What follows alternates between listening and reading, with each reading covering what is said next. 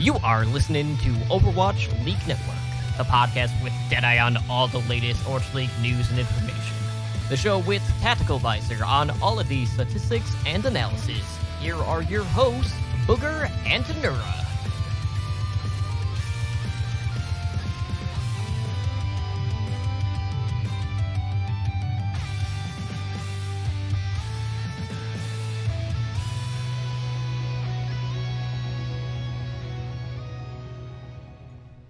What's up and welcome to episode 155 of the Overwatch League Network. Sorry about the late start tonight, but we had a little bit of technical difficulties.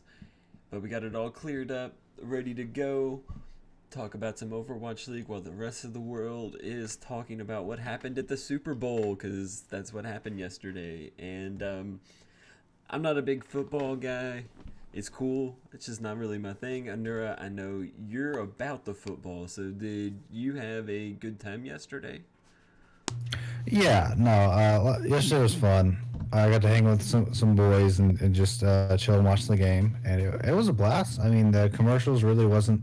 I was looking for some good commercials, honestly, and it just wasn't there exactly where I wanted it to be. I was working, and I caught like one commercial that just made me turn and stop because it was on, and it was one with Will Ferrell, and he just put his fist through the globe and then was going all over the place, and it was okay, Will Ferrell he makes me laugh. It's my kind of Will Ferrell, you couldn't have guessed. I love him too. He's great. It is exactly my perfect part of my type of humor. He goes, "Hey, I'm in Finland," and the lady goes, "No, this is Sweden." Yeah, he's good. You can't. Yeah. I mean, there's some good ones. It's just like overall, I feel like obviously with the coronavirus and everything, it just wasn't there.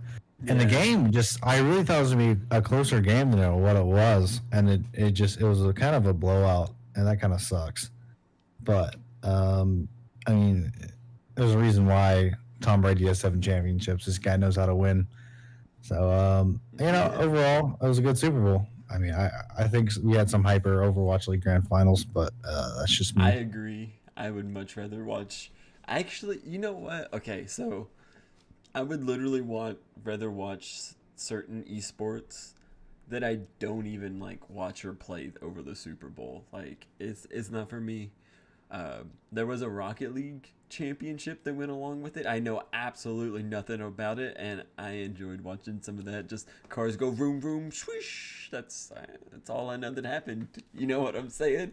But vroom vroom swish. Yep. It's pretty fun to watch, dude. Like that is a pretty cool esport. But anyways, we do this show to focus on the Overwatch League Network, or Overwatch League, and we're kind of in some downtime at the moment. Not a whole lot going on with the season not starting for another 2 months, but we did have a little bit of stuff we could talk about, do a show. We had one signing over the past week, which was Shax from the LA Valiant's recent explosion, going to the London Spitfire, which is, pretty huge.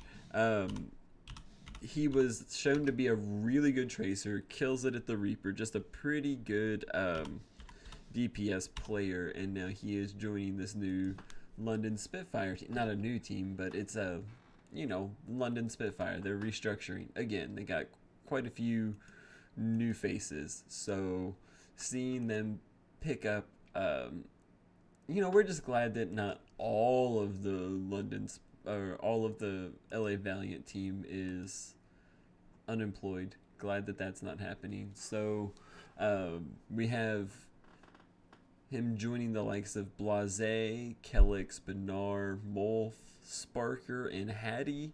It has been mentioned that Sparker's going to be underage at the beginning of the season. So looking for some more DPS players, which really though, dude, Shax might just be their star player. So we might see Shax Blase for a little bit. I don't know. It's just good that he's got a team. What do you think about this? It's pretty big for London, right? I think this is a huge pickup. I understand that they do have, they now have 3 hit scan or pretty close to hit scan players. Sparker's underage. He'll be underage for a bit. But when he's back, I still think that learning underneath a guy like Shax is going to be huge for a young guy like Sparker, while also keeping this team a lot more competitive to where they would have been if they just kept with Hybrid and Blase. This team can be really solid. I think this could easily be a middle pack team if they play it right. And so with this addition of Shax, it's the same thing when they when Atlanta Reign signed KSP, but Kai. So like KSP is what we said before. These are two big DPS players, easily can change any team and win a few games for them. I think Shax is an amazing pickup for this team. Uh, although it might suck for guys like Hybrid and Sparker, knowing that Shax just joined this team, probably lowering their play time as well. And so it's going to be hard to see. Like, it's going to be confusing to see how these DPS are going to pull like each other. Because I know Blase is their flex for sure. I'm sure one of them has flex in their hero pool. I think Hybrid played some Echo. So it's one of those things where they're going to have to find spaces to play each other. But if it's a double hit scan meta, I have no doubts the team's going to be really great. If it's a tracer meta, they have Shax now. They're going to dominate on a tracer meta. Most hit scan, I'm pretty sure Hybrid or Sparker would play most long range and other hit scan like that. But if it's like tracer meta, I don't see a world where Shax does not play and dominate. Yeah, for sure. I think this isn't expected, so it is. Honestly, it's pretty possible that London has put up some of their players to be available for seller trade. There probably is some secret coach discords or little group messages where they have players that there's definitely coaches talking, managers talking, Underground trading ring. Where they yeah. all, I mean, yeah. they got to discuss it somewhere. There's got to be a server or a chat room, something. Well, I mean, you can look at NFL trades. They probably just ask, like, "Hey, this guy's available. You want him?" To a lot of teams. And that probably what goes down. I don't think that's happening. I think that London's going to keep everyone on this team. I don't think it's the worst thing to have. They have 4 DPS players now. Yeah, 4 DPS players. Yeah, I I don't think that's think it's actually pretty bad, common.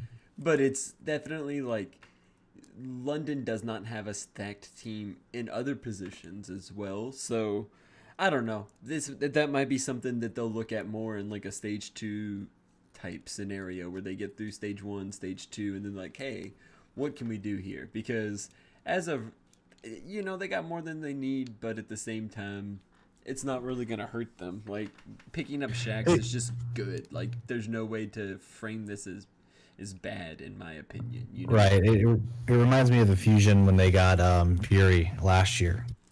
And the way that everyone's like, well, you already have Poco. Why do you need Fury? And It's everyone's like, because it's he's because good. when you see this player available, you pick him up. That's just easy. I think the same thing happened with Kai, and it's like, dude, these guys are good. They're amazing DPS. Put them on your team. What, they're gonna like sit on doing nothing if you didn't. Like, there's no point. I hope the same thing happens with Lastro. Lastro's a great player. I think Rain could be really good backup main support too.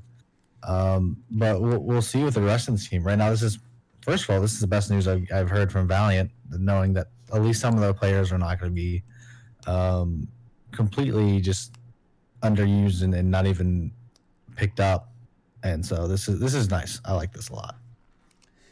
Yep, for sure. And then next thing or main thing we kind of got to talk about for tonight's episode is a long time Overwatch theme, like, okay, Harsha. He's had many roles across quite a few different teams throughout the Overwatch League. He's worked for the Shock, he's worked for the Washington Justice for a very brief period of time, and then he worked with the Titans for quite a while through their glory time, and then is now the co-head coach of the Houston Outlaws. So he sat down and has done, I guess it's like a 2-hour interview with Yishka, and has really just talked about a lot of stuff. Like, it's a pretty lengthy video. There's some links that you can check out. ggrecon.com did like a TLDR for it with some bullet points, and we've gone through it a little bit and are going to bring y'all some of the stuff that stood out me being an Outlaws fanboy, I'm more than happy to spend a big chunk of the show talking about the Outlaws. But first, where I found a lot of things that were interesting. He basically talked about the Shock a little bit.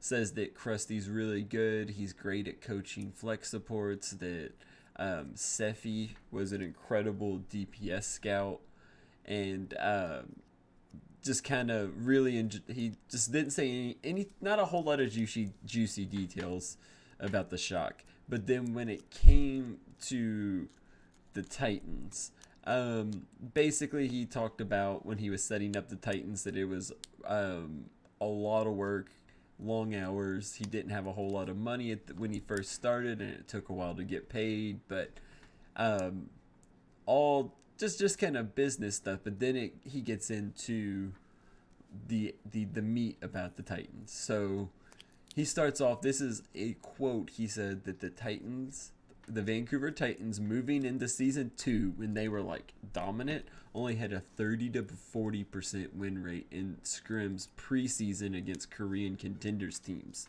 So they were getting dunked on in Korean contenders, but then they went to the stage 1 and only lost 1 scrim. So that is kind of crazy for real. That's like a actually insane stat that they were getting. I guess it's just a different play style, but he also mentioned that the coaches gave that roster a lot of flexibility in stage 1 and 2 because they were so dominant. But as that went on, they realized that it was going to lead to like a deteriorating play, is the way that he phrased it. So saying like they were so good in stage 1 and 2 at that like original goats that they just kind of like, yeah, y'all got it. And then when it came time for the coaches to need to be more hands-on, to be innovating, when Sombra got added on to the Sombra goats, they had been so good previously that they hadn't learned how to learn. You know what I'm saying? And that was like, even though they still were winning out of like just sheer force, that kind of seems to like be the beginning of the end for the chemistry between the team and the staff. Now, I've been going on quite a bit. Nura, what you think so far about what Harsha talked about with the Titans? First of all, I'm going to be honest. There's the GG Recon, but also there's YouTube videos. I think you can find it GG Recon, the whole thing. What I did is the way I listened to it, literally I put it on 1.5 times speed and just blazed through it. But there's so much information that you can talk about. How literally they were winning scrims in like the first stages with like Stitch on tank, playing like main tank. Like they were just messing around half the time. The differences between the teams at that point was astronomical. I think that Korea really did have a hold on goats pretty early on compared to everyone else, and it really showed. Also showed the difference between the not so big gap between the season 2 teams and Korean contenders. That was obvious, especially with the talent we saw coming into season 3. I mean, it makes a lot of sense. It also makes sense why certain things happened with Bumper when it was super easy. They're winning the whole time, and I mean, the only one getting scrutiny I remember was Bumper and the way he played.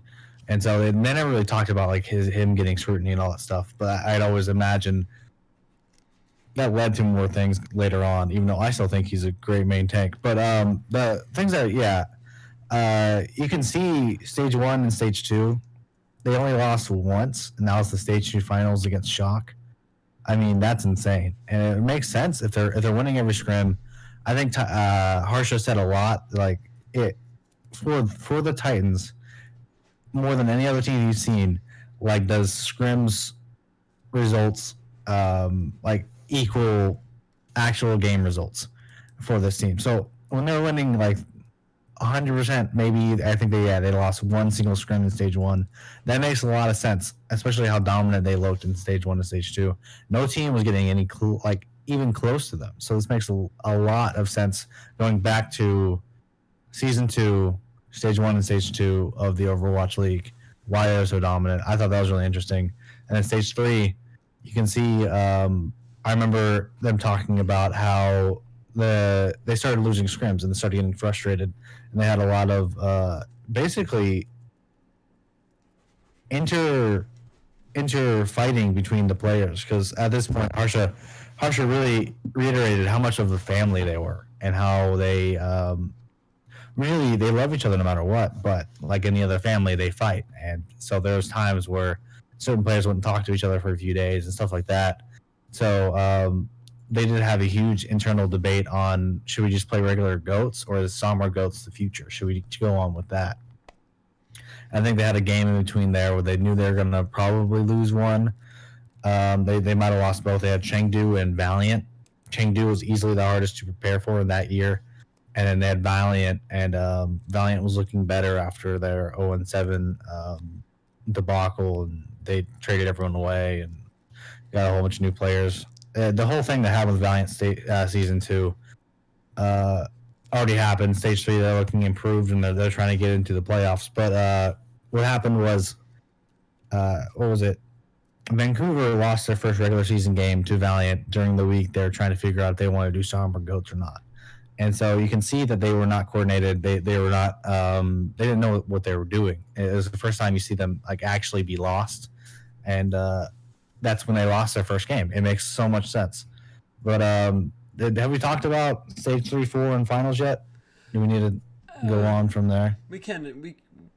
We don't have to go to full on history, but one thing I do want to touch on is that Harsha did mention that he feels like in hindsight they might have been able to help Bumper not suffer from as much burnout, which I think is interesting that he says that in hindsight he feels like they could have done better.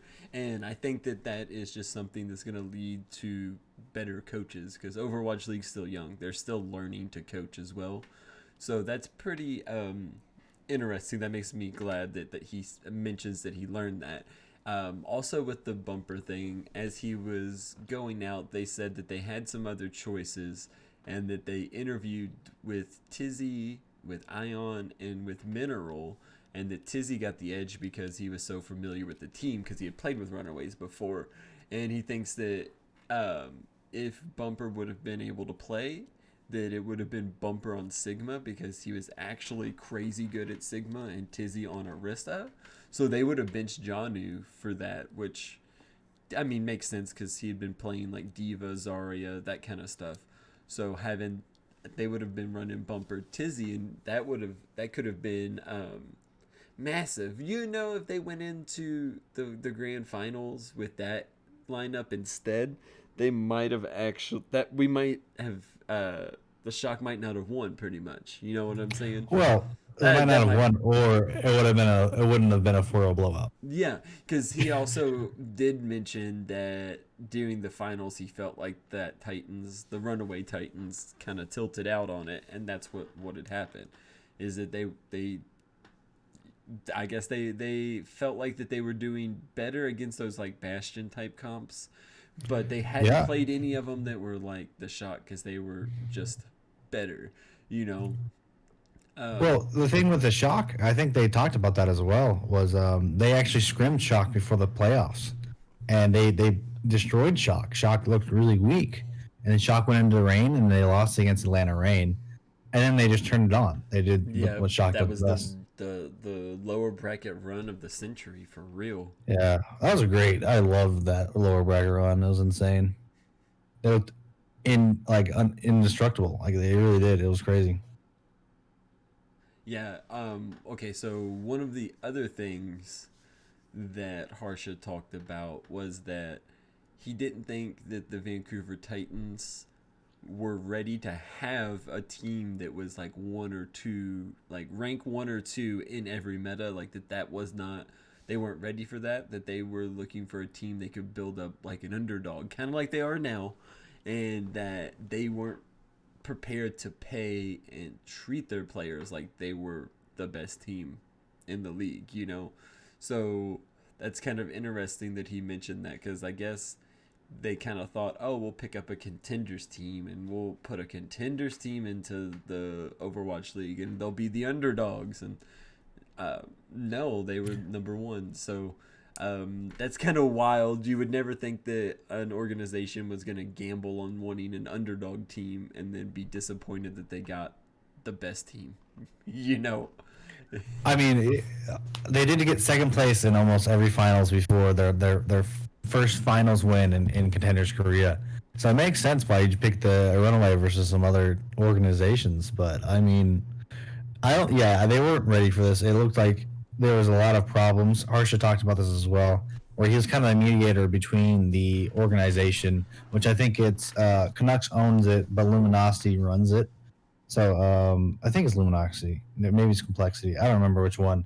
But basically, between the owners and the team, there was a whole bunch of discourse of how they wanted to be treated, how they wanted to be played, basically how they wanted things to be done. And it makes sense when you go from a full Korean roster who's used to having they had nothing for a while, but like on the Runaway, they had a lot of stuff that they wanted, how they wanted it. It made a lot of sense with their culture versus organization that doesn't really understand the Korean culture and how it works.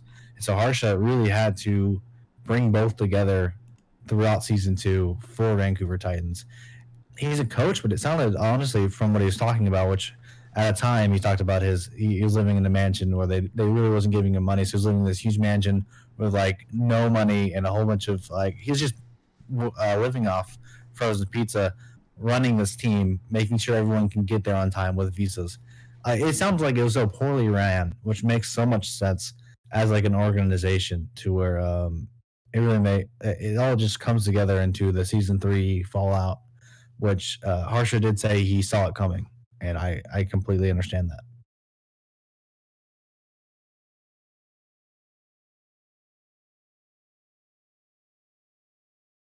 Are you muted? Oh, yep, my bad. Yeah, no, Yeah. it keeps coming down to like I keep thinking about how the Titans were not ready for a team to be that successful. Like, it's kind of wild that they were banking on a number one team, and yeah, or they weren't banking on having like an actual good team. So I don't know. We kind of talked quite a bit about Titans, which brings us into a little talk about the Outlaws. If you're ready for that. I think you're ready for it, so let's go. Okay, so basically he meant start from the beginning of Harsha coming to the Outlaws before season 3. So basically he said he was stoked to go to the Outlaws because he's born and raised in Houston, but when Immortals Gaming Club, who we've been trashing for a few weeks, when they were the owners of the Outlaws, he said they were not allocating their resources they had in the proper ways. So they definitely had some they had a very weird preseason before this past season. And he said he was kind of disappointed in the organization because he had a long list of free agents that he wanted them to look into, and they gave him a bunch of weird reasons why they couldn't sign him, and that even some of the sightings he was not told ahead of time, and that there were like 2 different roster building like goals being sought after at the same time. He said that he wanted them to talk, like some of the players he wanted them to look at, he wanted them to talk to Kai or KSP. After seeing him in the scrims, he wanted them to talk to Myungbong and Krong, and that it actually came down to him choosing between Meko and Krong, and he thought that Krong might have a higher peak, but that Meko was still one of the best off tanks in the league, and that he had been in America, been playing in America, and that there wasn't really that kind of adjustment. Another player that he wanted on the team was FD God, but they couldn't afford him. But he also did come around to say that he was pretty happy with the team that he ended up having, and thought that they had the abilities to do better than what they did, because we know it was kind of a lackluster season, but Real quick though, could you imagine if they would have signed KSP and had like Dante KSP for a DPS line? I mean, yeah, Yes. it would have been insane. He, he's such a good talent, and Is I think possible Linkster would work again? out. Eyes, you know, No, it's not possible. KSP's free Sadly, agent. technically, yeah. Oh, you think He's signed. He's signed the Dante? rain. You Yeah, think he's shit? 100% signed the rain. He is? I mean, I can. He didn't put an LT post. He would have put an LT post. Oh, yeah. I was gonna say I didn't see an official announcement that he did yet, but And I've already gotten. There's already like 2 or 3 confirmations of that. So I'm assuming he's on there until proven otherwise, based off the information. But it would have been kind of cool. I think you guys have some really. You have Happy now. Why don't Okay. complain. You have Happy now. I don't. What do you want? I want 2 really good godly hit scans. I don't. I want more. But yeah, duh. Of course I do. I don't know. You have KSF as well. Like we'll talk about the more roster later, but we can continue with what we're going for. So, Harsha listed that one of his mistakes was early in the season when it was Raucus and Repel were sharing time. He says that he wishes he would have. They originally were trying to like do it by map and like have one of them specialize. Each of them specialize on different types of maps, but he says that at the end he wishes he would have just left Raucus in and had him go because his play calling was a little bit better. And I think that's pretty interesting because Raucus did end up leaving midway through the season for Valorant. So to think that maybe him sharing time, I don't know if that had something to do with it, but I wouldn't be surprised if it had a factor. His comments on Linkser was that he was happy with it and that he thought Linkser was pretty good, but that he was having some personal issues at the first part of the season and wasn't being able to play, and that that kind of thing happens. And then this was something we could get a little more insight into that we had spoken about a ton, and that was that the reason that he said they played Hydration over Muma is that he was more consistent with his communication, and that he was more that he was more coachable. He was easier. It was easier for him to coach Hydration over Muma, and that Muma was having wrist issues throughout the season. So not only were they taking the chance of having to switch back and forth between the two of them because of Muma even being able to play, so they eventually were just like, okay, so it's probably better just to stick with the hydration. So I am interested in that. And he also, last little bit of what happened in season 3. He said that the Overwatch League, that they were not told about hero pools until 2 weeks into the season starting. So they didn't build their teams for that. So that kind of is why they had, the players they did. And that pretty much brings us up to where we are now, looking into season 4. And he mentioned that some of their goals is to have a marketable team that can win in Overwatch League. That's their goal this year, is that they want to win.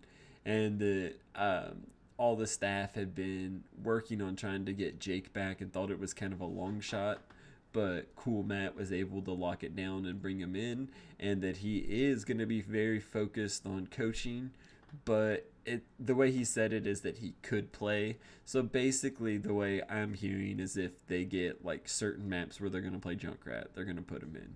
Because, when you have Dante, Happy, KSF all in front of him, I definitely think he's just the coach that's going to be able to play in weeks when other players can't. So in regards, he went in and talked a little bit about each of the new recruits, and he started off by saying that their new main tank Jangu is incredibly gifted and is a really good player, has great sense, but struggles with communication. and that he actually compared him to Smurf, who he worked with on the Shock, which is a pretty high praise for real. Evidently, Joby was a pretty highly sought after player during this offseason, and he thinks that his flex support is going to be top tier, that his Baptiste is on another level, and that right now he is working with them to try to get a more solid Brig play. Mentioned that he thinks Crimzo had a great tryouts and that he is like everyone in the Overwatch scene like thinks that he's just easy to work with, easy to play with. Any comment? I kind of been just scrolling through talking about what he said about their players. I had some bullet points. What's your take on some of these new players for the Outlaws? And Jianggu, Joby, Crimzo. Oh yeah, no, I think we haven't talked about Piggy either. I think these are really good talents, and of course I'm putting them as talents because for most part I think Crimzo's already known as a really good flex support. I think that's locked in.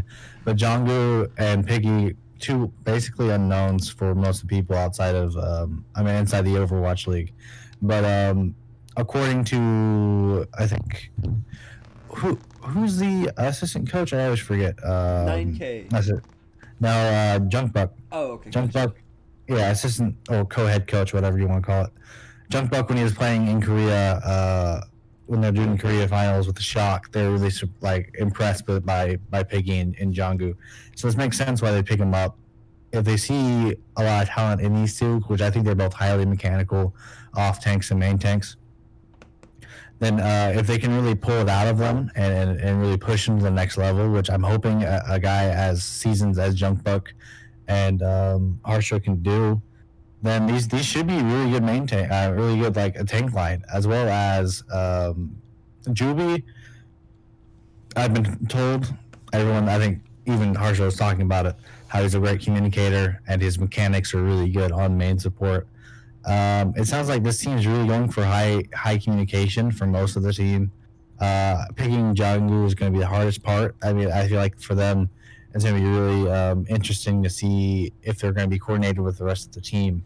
I'm hoping by the time, because they've already started scrimming, and so they'll have like 3.5 months underneath their belt before Overwatch League even starts. So let's hope that if they can bring the tanks to level everyone else, and say Juby's actually a solid main support, then we should be good. And then now you brought in Jake, which I do think he's going to find more time than you think. I think him and Hydration are two people I see as can pick up heroes pretty well and understand them super fast. And so they have two players that are easy to flip the switch. Hold on. Here's the thing, though. Do you really think they're going to need to pick up any new heroes this season?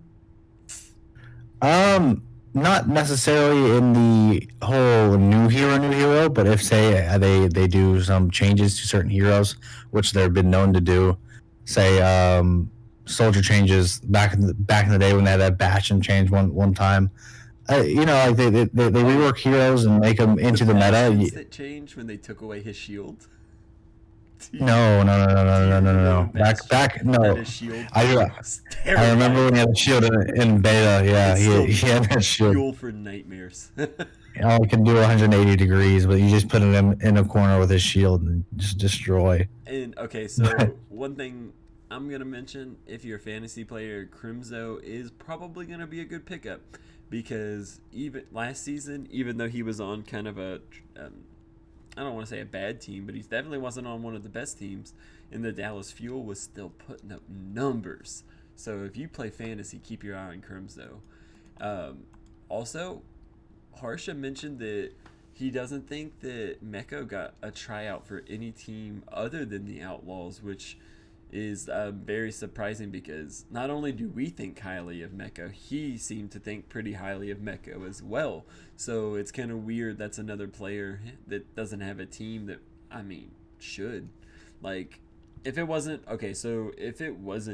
for pandemic situations that also hurt the money, I kind of have a suspicion we would have got some more teams this year, to be honest.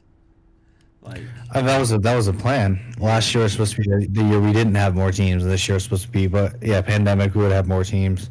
The problem is with Meko is that he's a flex tank, and flex tanks right now are probably the most saturated, next to I'd say maybe flex support, to where it's like how there's so many people that are I think Overwatch League level. I still think McGravy could have made it on a team, yeah, and I agree with that one. so like I'm not saying he'd be the best. I don't think he's even the best last year, but there's so many good players that kind of got cut out for certain reasons, such like what happened with Meko and Janu, both great flex tanks who got cut out, and it's what happens when it's so competitive. They only have 20 teams, and I'll be honest, flex tank's probably the one position you actually don't need to have a second flex like a second person for. I mean, you saw what Houston Outlaws had for years with Spree. Spree didn't get any playtime. He wouldn't have done better if he went back to contenders for a year, showed he can do it on anything other than Zarya, and then came back. There's a lot of things where, yeah, I mean, Flex Tank's been flooded, absolutely flooded. Right now, I think people are arguing that Aphrodite is one of the worst flex tanks in the league, and I think he's really, really solid. For now, I do think if teams start failing again, I can see players like Janu and Meko getting picked up maybe mid-season, but we'll have to wait. It's surprising that he didn't get a tryout somewhere else, but I'm pretty sure it's just because so many people had eyes on different flex tanks this year, to where they just forgot about Meko or just assumed that they couldn't pay or afford him. So yeah, I think that's all I really have to say about flex tanks. But yeah, it's crazy. It's honestly insane. Yeah, well, I think that kind of wraps up our Houston Outlaws talk for the week, and pretty quiet week inside the Overwatch League. I've personally been playing just a ton of Valorant, so I haven't been diving into Overwatch a whole lot, but it seems like it's a little quiet. We could talk about the fact that we have no Overwatch 2 until 2022, but Did we talk about McGravy retiring? I think Elizabeth had in chat really talked about that. Was it a week or two ago when we talked about it? It's just a big bummer, but I also don't think it might not be a permanent thing. You know what I'm saying?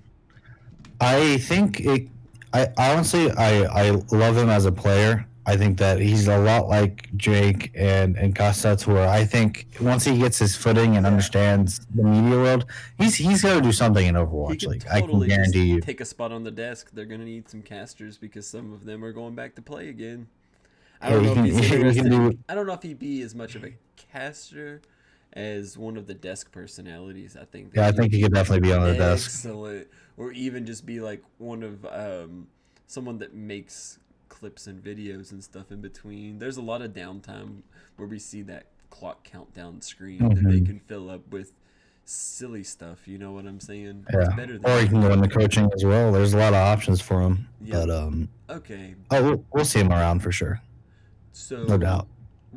Do we have anything else I missed out for this past week in Overwatch? Not really that I can think of.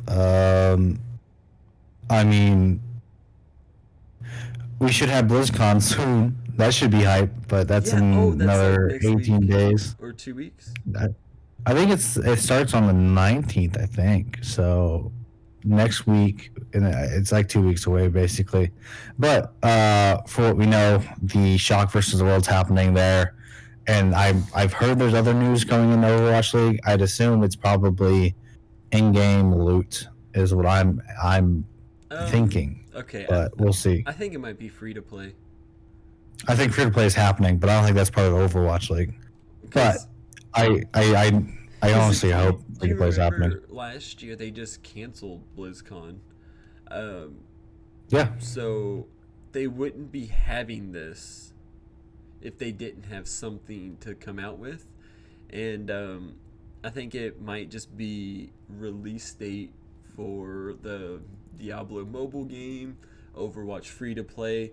They have stated that their goals for the future is for their games to have like a free to play version, a version you pay for, kind of like the Call of Duty and Warzone, and that Overwatch is kind of moving towards that. But the thing that it also has is an app.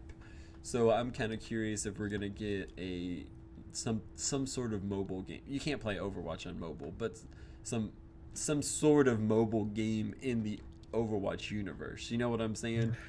I'm not trying to play Overwatch on mobile, but if they have a mobile game where it's like all the Overwatch characters with Tracer and Wrecking Ball and Reinhardt and Brig, yeah, I'll play that. I'll give it a go. That sounds cool, I guess, since it's gonna. Oh, you look shocked. I have one more thing that I forgot about, but it's been confirmed.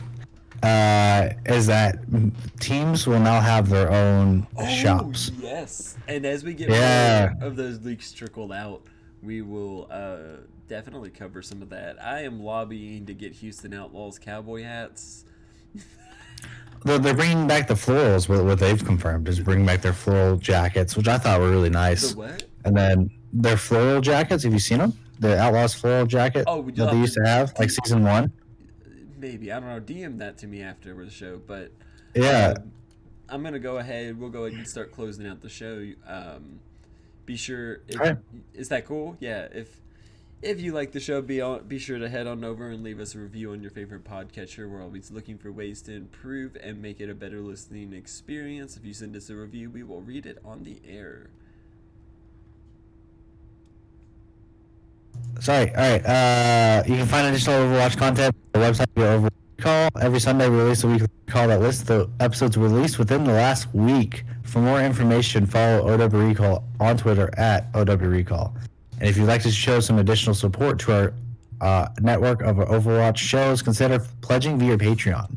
Tier start at just $1 a month. More information can be found at www.patreon.com/OWL Network. You too can join the likes of our above and master and above patrons, Daniel Owl, Kasha, Agent Life, and 044, and helping our network grow. And Booger, how can they contact the show? If you want to contact the show, you can send an email to contact@owlnshow.com. You can find our website at owlrecall.com. We are on Twitter at owlnshow. You can find all past episodes of the show at youtube.com/Overwatch League Network. You can hang out with us on Discord at discord.me/OWLNshow, and we are affiliate on Twitch, so you can subscribe, get the network emoticon, and we do have other shows on the network. We have the Overwatch League Network, which airs every Monday. Then we have Heroes Never Die, which airs Wednesdays, and I'm pretty sure they're bringing back Overwatch League by the numbers in like a month and a half or 2 months, something like that. If you want to contact the host, you can hit me up on Twitter at boogerbrains with 2 Z's, BOOGERBRAINZZ, and I have a new podcast about Valorant that is now out. We're only a few episodes in. You can find that at EntryFragVal on Twitter and on iTunes. Anura, how can everybody find you? You can find me on Twitter at AnuraCC. I changed it back. It's probably going to stay for a bit because there's no new memes out. There's no new memes, so I'm like probably keep it at AnuraCC for a while. ANURACC. Follow me, and if you have a meme, hit me up, and so we can change my name again, and people can't find me again. So we'll do that. Sounds great. All right. Yep. And I'm good. All right. Y'all have a great show. Hope y'all win every game you queue up for in this next upcoming week.